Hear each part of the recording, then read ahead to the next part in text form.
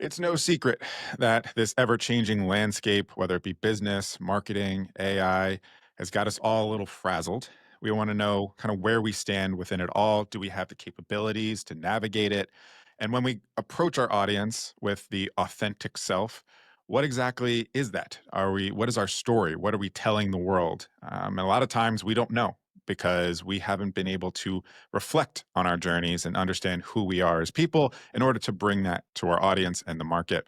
And that problem hits us all. And that's why today I have Lior Arussy, transformation catalyst at Imprint CX, who helps his clients create the skill sets to embrace the future and help us navigate our stories so that we can create those skill sets for our audience and the future. So, Lior, welcome to the show.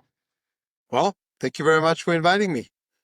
Wonderful. So this is a really important skill set that I haven't touched on in any podcast before. So I'm really excited to chat about this, especially because when we'll get into it, a lot of things like imposter syndrome come up, things that hold us back from being the best versions of ourselves to our clients, our audience, just being able to show up fully. So I'm really excited to figure out the ways that you have for us to help us navigate this. But before we get into that, let's go back day one and let's talk about what's kind of the origin story for you. How did you get involved in all of this? So the origin of my story is actually starting in technology. I started my career in technology, both with startups and then with HP and then with another big technology company.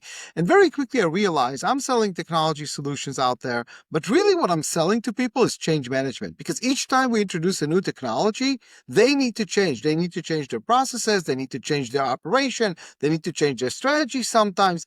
It's a change management. Technology was just a tool in a bigger story.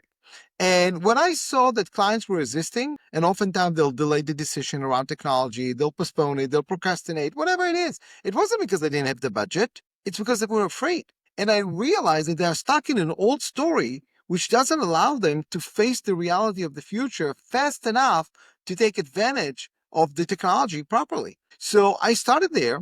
Then in 2003, I actually started my own consulting business called Strativity Group. Grew from my garage to about 150 consultants with offices around the world and so on and so forth. And that's what we focused on. We focused on how do we help companies actually transform to the next chapter of their life and not get stuck, because you can get stuck out of two reasons. Either your success is too big and you don't see what's coming, or you're too afraid of the future and you are reluctant to do that. And through that work, we've worked with over 400 transformations around the world, a wide variety of companies, from Johnson & Johnson and Novo Nordisk on pharmaceutical to Delta Airlines to Royal Caribbean Cruise Lines to Mercedes-Benz. We've seen them all. And you know what? When you distill them, it doesn't matter what industry you're in, we came back to the same exact issue. We were dealing with employees who were experts in what they do, in their technical expertise, but they were not having the capacity to embrace change. And whenever they didn't do that, they immediately assumed a victimhood position, and then they will fight it, ignore it, do whatever. And you know what? They hurt themselves and they hurt the businesses that they were part of. And then a startup will come in and steal the business and so on and so forth. That's when I realized that really the future skill set of relevance for organizations and for individuals is that readiness for the future. And how do I help people get to that skill set, to that muscle? Yeah, it's really interesting. I immediately think of back in the 1920s or 30s or whatever, when the people were moving away from horse and buggy, and Henry Ford was starting to make the assembly line for cars, and Yeah. that was becoming big, and now people were thinking, well, I make horseshoes for horses, for the horse and buggy market, and now all of a sudden there's this whole engine car thing. Like, I'm going to stick to making horseshoes.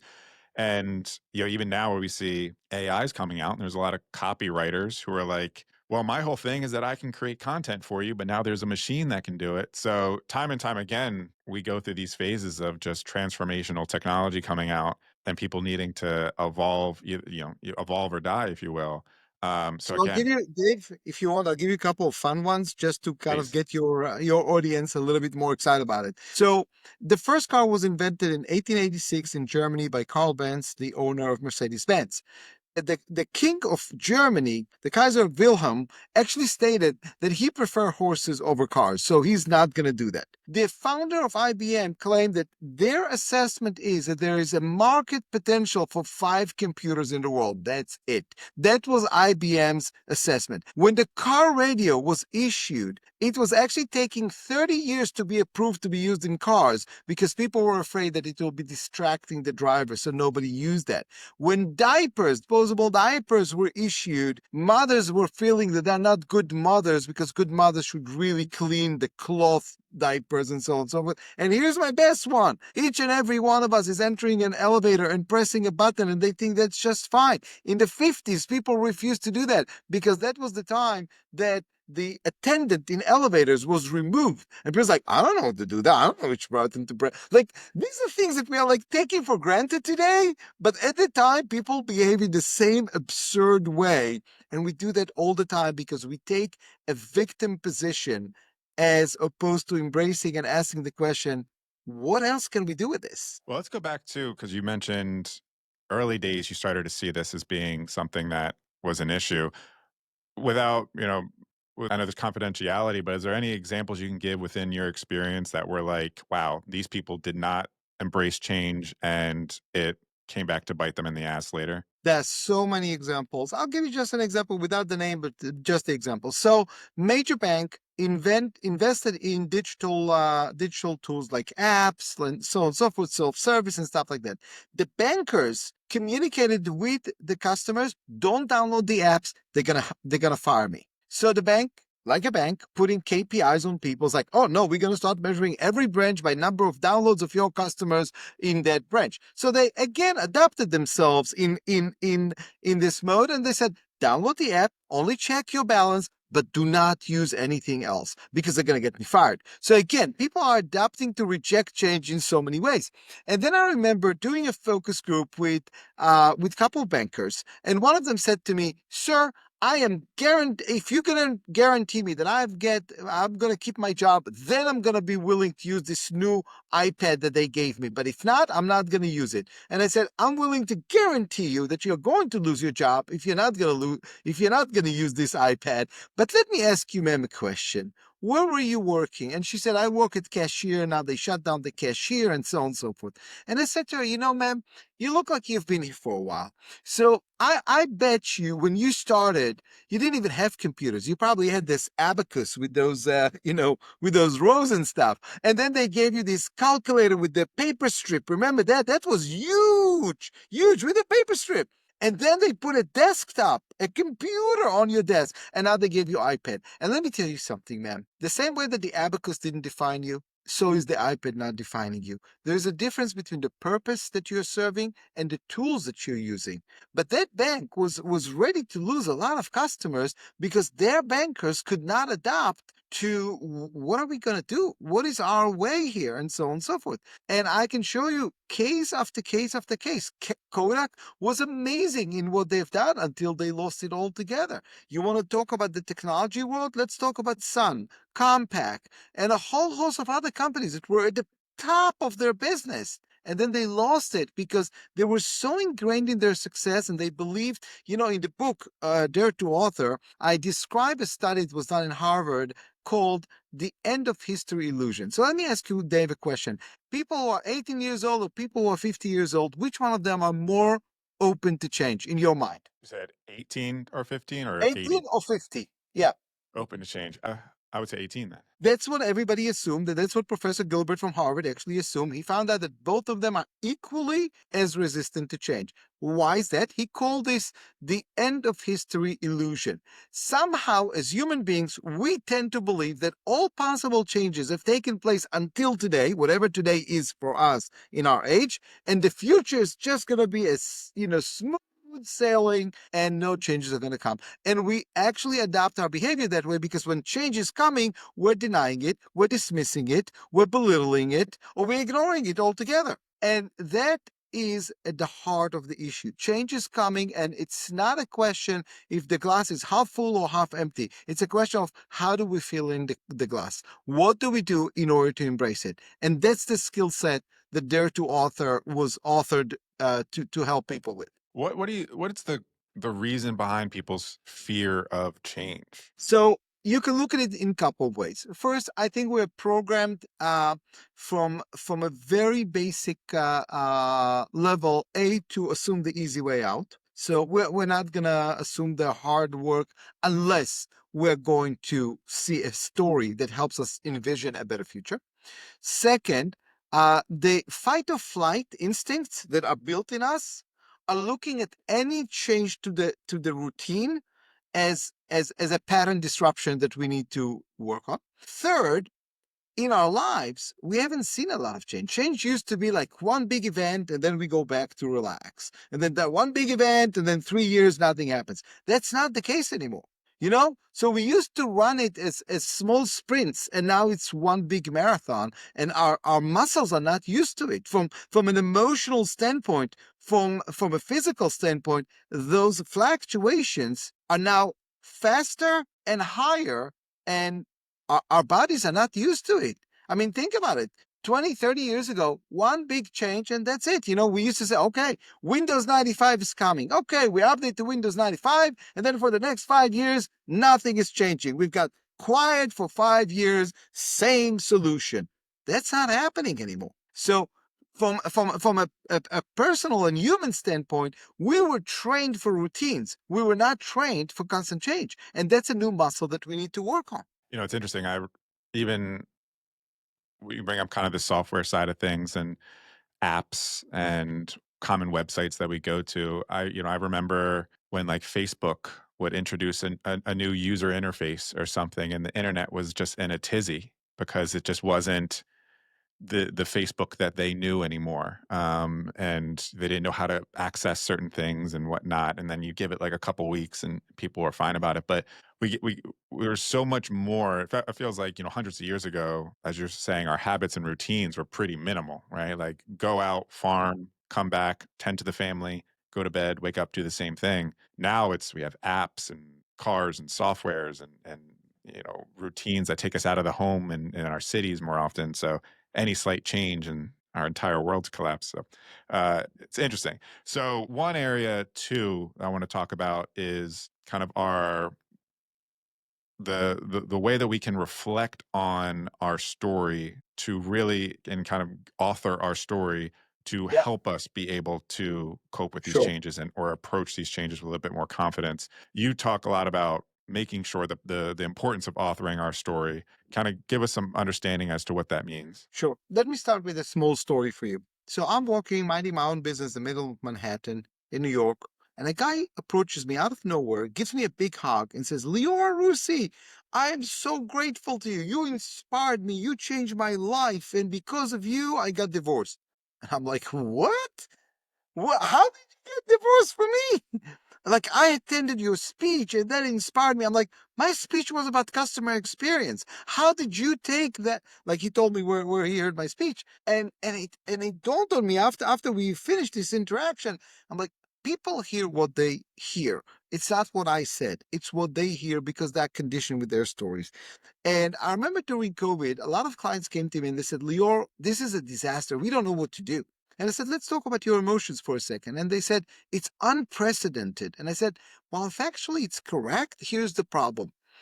If you are calling it unprecedented, you're tapping into I'm helpless and I have no tools. And they said, that's exactly right. And I said, well, let's challenge that notion. Can you remember the last time you have faced an unprecedented event? And for many of them in the business setting, it was 2009, the financial crisis. And I said, can we go back and revisit that financial crisis? And we literally wrote it like a book. And in my book, I actually have guiding questions that people can do it themselves. So we said, okay, what was the threat? How did you feel about it? Who was the villain? What was the superpower that you tap into? What was your turning point when you decided to activate it? What values of yours came to life and what values of yours you failed? What lessons did you learn from it? How did it change the way you approach in the future? And we wrote it like a chapter, just using those guiding questions and writing it. And all of a sudden, by the end of it, they were like, oh, I have a toolkit for unprecedented events. I've already dealt with it before. And my point is, most people are not aware of two things. A, we don't live in facts, we live in stories. We forge our stories, or our stories are going to be forged for us. If you're not deciding to be the hero of your story, you're going to become the victim of the story. And we are not even aware of the small little ways that our biases, prejudice, old beliefs are forging our story in a way that is so unenjoyable, to say the least. And let's take the imposter syndrome. Okay, so in the story, I'm describing a story where I froze, anxiety attack, flat on before one of the most important meetings in my career, and that is because the imposter syndrome took over. And anybody who have faced it, and I believe we are all facing it, because do you know, Dave, when do you face imposter syndrome? When you do something new, when you do something exciting, not when you do the routine stuff.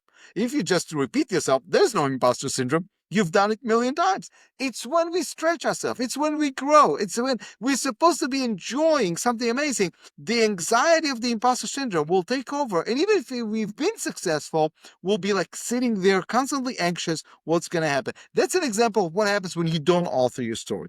My argument is, if you want to be future ready, if you want to have the resilience for the future, take your past experiences and author them like chapters of your lives. Learn from them, distill from them your superpower, distill from them your real values. You know, values are only happen when they were tested, Dave, not when we are saying that we are. Distill from them the toolkit. So next time you're coming to saying, bring it on. There's no imposter syndrome. I've done unprecedented before. I've done growth before.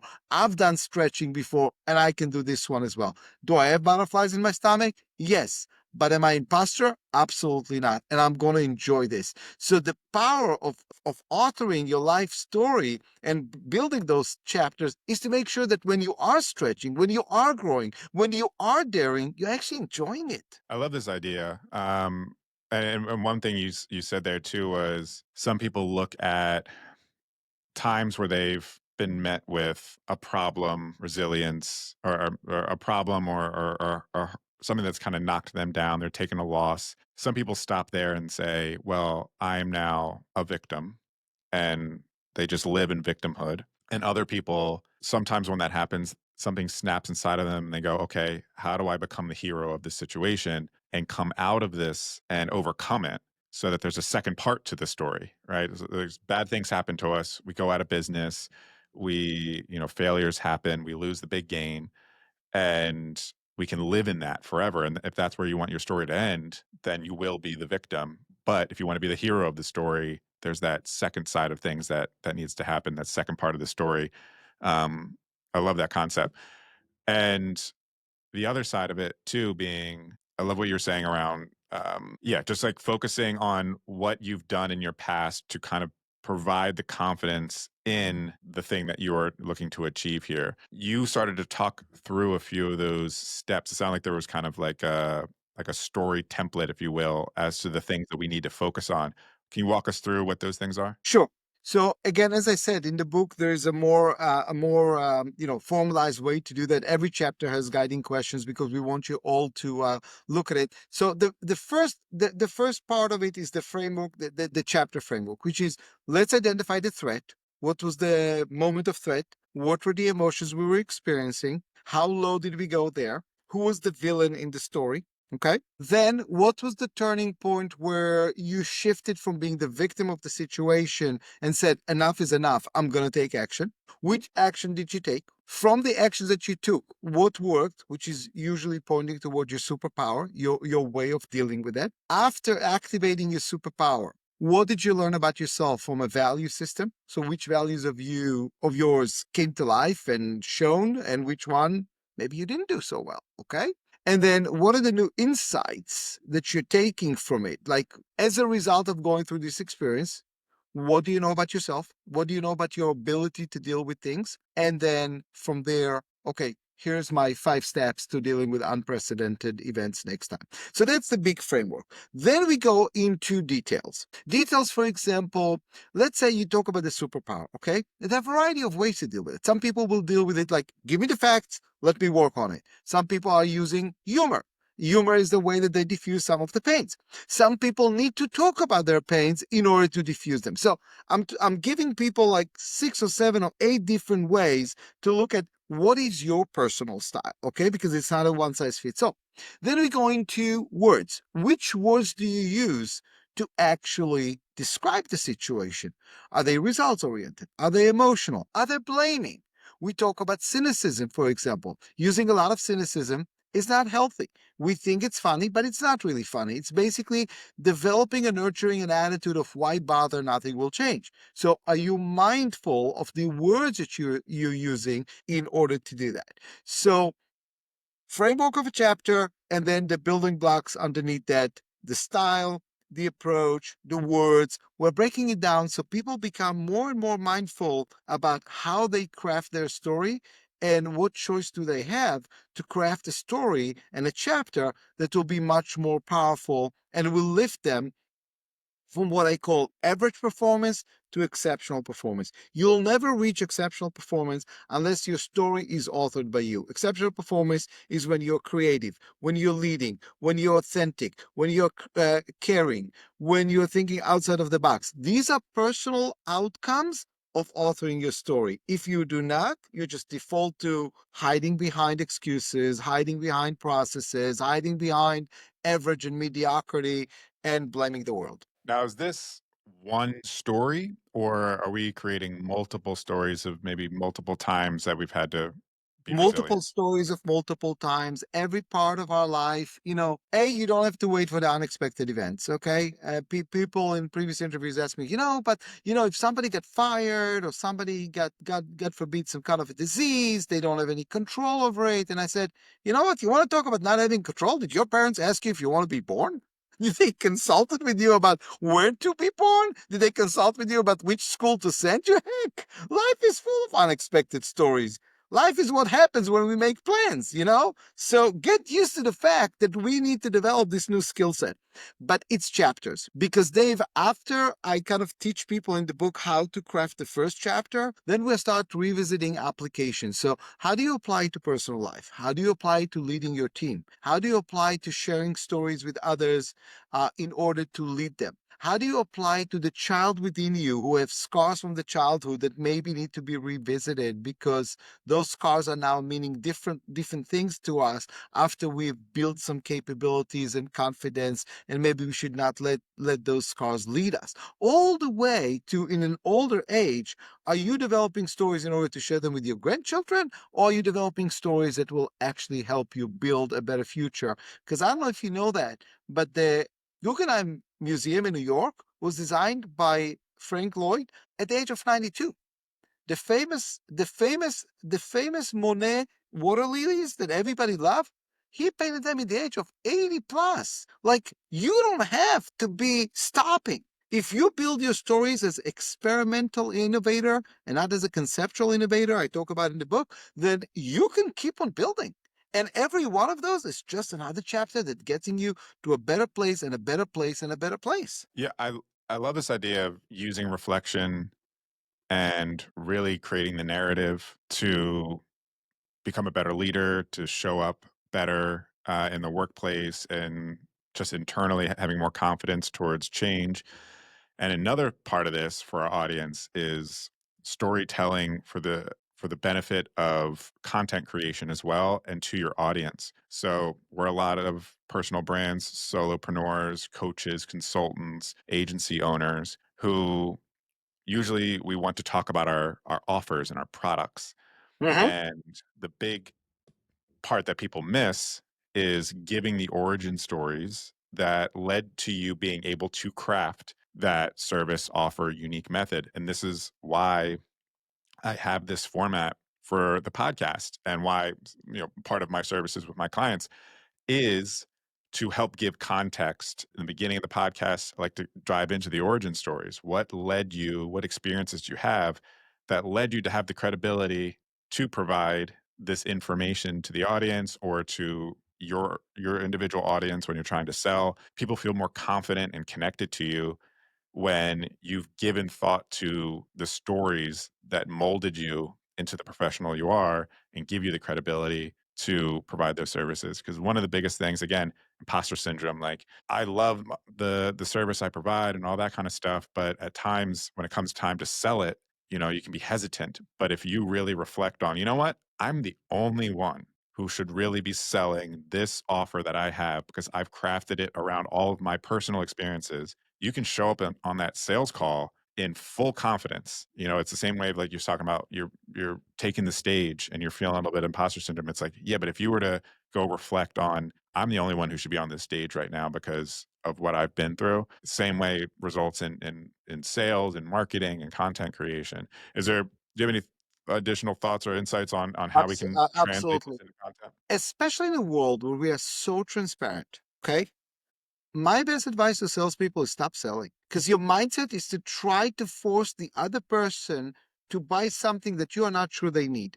And instead of using exclamation marks, use question marks and actually start building a story that relates to them. Let's talk about that for just a second. I believe that storytelling is the ultimate sales mechanism. And you cannot sell to people, that you can only create an environment in which they want to buy. It's two different things. Selling is about exclamation marks. I've got this, and this is the price, and this is the no, no, no, no, man. They've done the research. They've done the research. They know what they're willing to do, and please don't ask them what their budget is. It's very insulting. There are a lot of old cliches like that we are applying to an era of empowerment and transparency of customers that are not applicable. Stop thinking about how to sell and ask yourself, how can I tell them a story they want to connect to? How can I tell them a story that will create trust? How can because at the end of the day, many of you who are sole entrepreneurs, you're selling some form of services. The issue is not if you're qualified to do what you claim you will do. The question is, are you credible enough to deliver on what you promised? Everybody makes promises. Everybody makes promises. But how can you tell me that you'll be there when something will not go right? Because I know that it's not. And I know that after we're going to sign this contract, something is going to come up that I forgot, and you're going to start overcharging me. And that's where the fight is going to be. Do you have a story that can assure me, that can make me feel more confident in you being along my sides on a journey, as opposed to you being my solution provider? Because that's what we're going to do. It's going to be a joint journey. And I want to know, is that person trustworthy? So think about, are your stories creating trust? Are they creating confidence? Are they inviting them to buy, as opposed to you trying all trickery of asking several questions in order to close and all? This crap doesn't work. It doesn't. And I'll give you an example from one interesting industry that I've got a lot of work that I've done, which is the auto industry. You, Dave, today can go and put a VIN number and find out how much the local dealer paid for that VIN. So you're coming with complete transparency on their costs, not on their pricing. How can a salesperson operate like that? And then customers will come and says, I know how much you paid for it. I'm willing to pay you $1 more for that. No way you can sell. All the techniques of old selling were based on knowledge discrepancies. It's not anymore. So all you have is, don't try to sell. Create an environment that they want to buy. Tell them a story that will show them that's the person I want on the journey. Don't overpromise. Don't guarantee, because nothing is guaranteed, and they're not stupid. Okay? Ask questions that allows you to customize, and then demonstrate to them that you are the person to be the guide on the side. So we know what the elements are of crafting our story. How do we decide on which stories that we should focus on are the ones that we want to make sure we narrate? Perfect. A lot of the comments I get, especially from leaders from larger organizations, is they're afraid to share stories. They're afraid to be vulnerable. They're afraid to strip down, so to speak. And I always tell people, the purpose is not to strip down.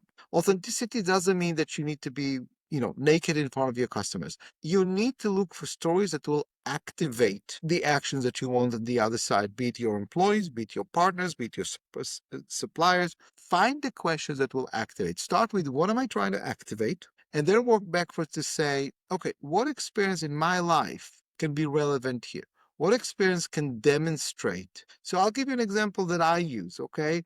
When I sell professional services, I spend time asking them what happened to the last consultant that was here. And if they give me a bunch of excuses, oh, it didn't work, this guy, what happened to the one before him? Also excuses. So I understand there's no match here. So right then and there, questions are helping us establish if there is going to be chemistry. Do they accept advisory services or not? And then when they said to me, we're not sure, we're debating, whatever, I give them a real example from a client, CEO, who came to me at the end of the project and he said, "How come you didn't fire us? We were such a difficult client." And I said, "First, are you happy with the results?" He said, "Above and beyond. We have not." And I said, "I'm glad. I'm happy to hear that." And here's what I'm going to tell you. A, the journey you went on, what caused you to act the way you act and to be so difficult is because it was a new journey for you, but it wasn't a new journey for me. So what was for you an existential threat for me was a milestone, and I knew what's coming after that. So I'm just well versed with the journey. That's what I do, and for you it was new. And second, I guess I believed in you more than you believed in yourself. So I use this personal example to say to people, look, there's a journey here. We don't know, and we cannot spec everything up front because you're going to change your mind. Some situations are going to happen. Guess what? But I can tell you, this is what clients are saying about me, and this is what I'm proud of, which is helping people when the threat is so paramount to them that they're acting in such a difficult way. And all I do is I apply compassion. I'm looking for the human side of a person who's afraid because they are not ready for that and they are afraid of the consequences. And my job is to say, look, I've been there. We'll figure it out. And I'll take you because I know which other milestones we are heading towards, and ultimately the journey will be beautiful. Share your stories. It's a couple key things you said there too. It sounds like the empathy on the emotional side, right? That 95% of sales is emotion, right? So, what is the emotion that people are feeling that needs to be resolved in order for them to feel confident in taking the next step, um, or just being a good partner and being able to have stories that relate to that emotion and provide confidence in them. Sounds like that's the how we identify what are the things that will help them feel emotionally more connected to you, emotionally more confident in you, trust, all that, Trust. It's and all then about work trust. backwards, right? It's like Yeah. what Yeah. stories do I have that can support that? And don't say trust me. Build the stories that they will conclude to trust. If you need to say it, then you're probably not so trustworthy. Right. Build the stories, give the example. They'll see it in your face, they'll hear it in your voice. If these are true stories that you're sharing from what worked for you, then they'll see it and they'll say, "That's the person I want to work with." If you're not having, let's say you're at the beginning of your journey, you don't have a lot of stories. First of all, we all have stories from our past that if we author them correctly, we can bring and say, "This is how I come to the situation. These are the values that I bring to the situation." And if not, use stories that inspired you. Say, "Hey, I read that story and that's what I aspire to. That's the kind of service I want to deliver. That's the kind of situation I want to be part of," and so on and so forth. But this is a great example when taking successes or failures and authoring them in a way that you can share them with potential clients and say, "That's how I'm planning to come to this relationship. That's how I'm planning to guide you through this journey." That's what they want to hear. When we've decided on our story, we've crafted it. Is there a proper way to like document it and remember it so that we can always have it kind of in our arsenal to pull out at the right time? So there are a couple of ways of capturing. Okay, the question is if you're a sole entrepreneur or you are you have employees. If you have employees, by all means, document them and share them either through a video, through a quick interview, whatever it is. But I can share with you something that I do personally. I do not deny thank yous that I get. I actually save them. So in the worst days, I go to a special folder in my Outlook called thank yous and I read them. And I read them in order to remember that today, as difficult as it is, it's just one day. And I had days where I made an impact on other people, and I want to go back to those days. And then I do one more thing. I think about one person I dealt with, either an employee or customer or client, and I send them a thank you on that day in order to remind me that the power of gratitude is in my hands. So document them in whatever format you want. Write it to yourself, save it in Outlook, videotape it, and send it to your employees. But by all means, create those chapters so you can refer to them because we all need them, because we all have those days. And we do not want to let the imposter syndrome take over. And we just got to know from the third client that we were pitching to, and we're in the gutters, and we're like, what have we done? We should have stayed with that other job. And we're create that repository. That's what's going to help you facing the unknown. That. And you've mentioned your book. Can you kind of give us an overview of what this book's about and what we can get out of it? Sure, sure. So after working over 400 transformations, millions of employees, as I said, I found out that the biggest obstacle is that we are stuck in old stories, old chapters that are unauthored, and therefore we cannot face the future better.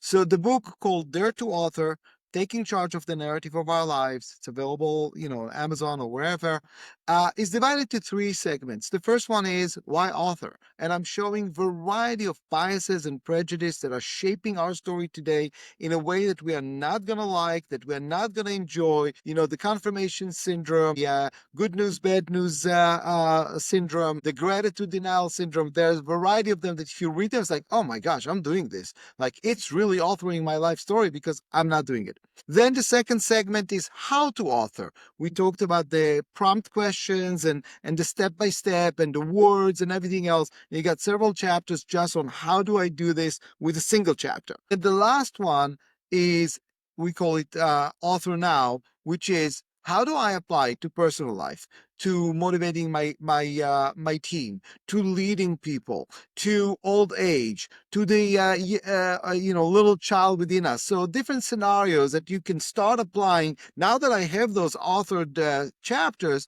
how do I use them in different scenarios in my life in order to really ultimately make the choice to become that hero in the story and not the victim of the story? And I know that a lot of you who are listening do not like the word victim. And it's like, I never chose to be a victim. Yes, you do when you do not author. It's a default choice, but nevertheless, it is a choice. And look at your language, look at your demeanor, look at your choice of actions, and you'll realize you are a victim. You're a victim of those old beliefs. Dave, let's do a quick one. Bad news or good news? What do you like first? Bad news. Bad news. You are one of the 75% who are answering the same thing. In the book, I talk about this phenomena, and I talk about the fact that bad news first people have a demeanor of fixing. Let me fix the current situation. I want to plug that hole. You are a maintainer of the current. Good news first are saying it's not really bad news because there is an opportunity here, and I want to create the future. So they're the fixers versus the creators. Most people are not aware of that. I can assure you that I had a big fight with my wife when she read that chapter because she's a bad news person first. And she's like, no, I'm not. And I was like, look at what you do. When I give you a bad news, you just fix it. You don't look and ask the question, what is the opportunity here? If it's already broken, can I rebuild something much bigger, or do I just try to rebuild to what it was? Maybe the bad news is really a good news in disguise. So this is just one example of old preconceived notion. Let's do one quick one. It's for all of you who are leading people. Dave, try to fill in the blank. If you want to do it right, Do it yourself. bingo. Now, what kind of a leader are you when the message you send to all your employees is like, I don't really trust you because I'm the only one who can do it right? Come on. It's an old cliche that we heard from our manager in 1995. We don't use Windows 1995 anymore, but we somehow still use Management 1995. It's ridiculous. It's the kind of things that are crafting our lives and our story in the most unenjoyable and torturous way. This is Love just, it. we just need a couple of examples, Dave, and there are plenty of them. When people look at them, it's like, oh my gosh, my life, I'm not in charge.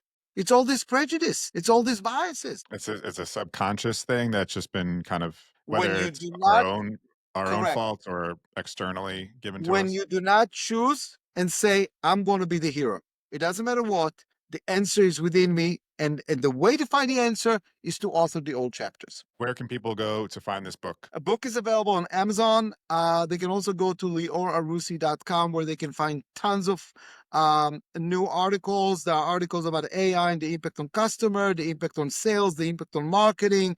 You'll find tons of things all there for you. But the book is on Amazon, Barnes& and Noble, Books A Million, all the other places. Anywhere else you want to send people to learn a little bit more about you? Again, liorarussy.com is one place. If you're looking more for professional services, Impact CX is, I'm the chairman of the company and available through those methods. But LinkedIn, that's where you're going to find the latest and greatest for me as well. Any final exclamation mark comments that you want to make that leave our audience should leave knowing, making sure that it's the final thing they should understand? We're always at the juncture between where we're needed the most and where our skills are more applicable. And the only reason why we're not finding it is because we don't understand how great we are and how great our superpower is. And it's time for us to discover that. Beautiful. Laura, thank you so much for being on today's episode of Personal Brand Blueprint and walking us through how we can understand our history, understand our story in order to bring that to our audiences, to our family, to our business, and ultimately take the hero mindset versus the victim mindset. So this has been awesome. If you are looking to learn more about Lior, his book, and his business, check out the show notes below, as well as if you are looking to learn how to grow and monetize your personal brand, make sure to subscribe to the Personal Brand Blueprint podcast. Thanks, and see you on the next episode of Personal Brand Blueprint.